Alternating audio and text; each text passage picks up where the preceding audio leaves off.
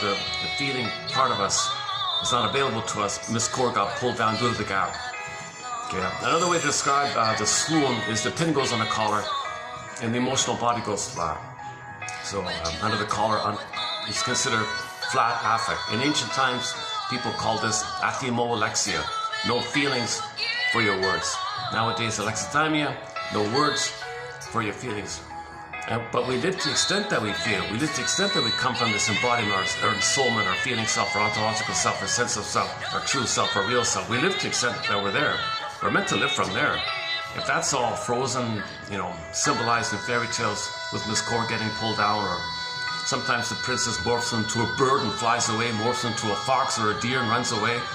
Sometimes in the imagery, she can stay in the form of the princess, but she's locked in a tower like Rapunzel, in a coma like Snow White, and so on down the line.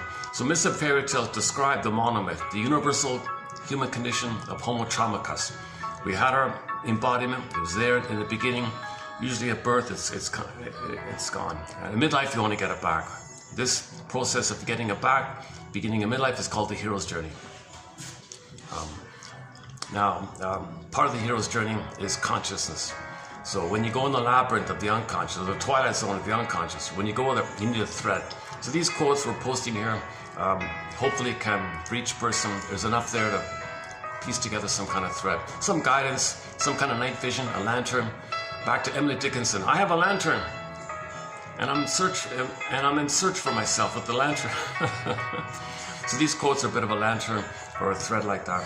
They also help you to discern, like these quotes teach you how to discern between symbolic needs, defensive needs, which are there for the false self, versus the authentic needs that you needed. Can you discern between the real needs and the symbolic needs that were there because the real needs were not met? So when the real needs were not met, and you look for symbolic versions of that, can you discern between real needs and symbolic needs? That's a sort of discrimination, sort of discernment.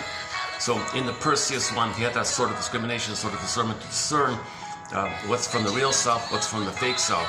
Because the fake self has needs. The fake self has the need to stay fake to make you unaware of the pain of the loss of the true self. So you got to discern like that. Okay, Perseus had the reflecting mirror. So these quotes help you to give you a little bit of a pause to reflect. That's the reflecting shield mirror kind of thing. And you discern. So you reflect, discern, reflect, discern, thread, labyrinth. Now when you're in the labyrinth, before you get to the Minotaur or the Medusa, okay, i.e. the mother complex. So the core issue is the mother complex.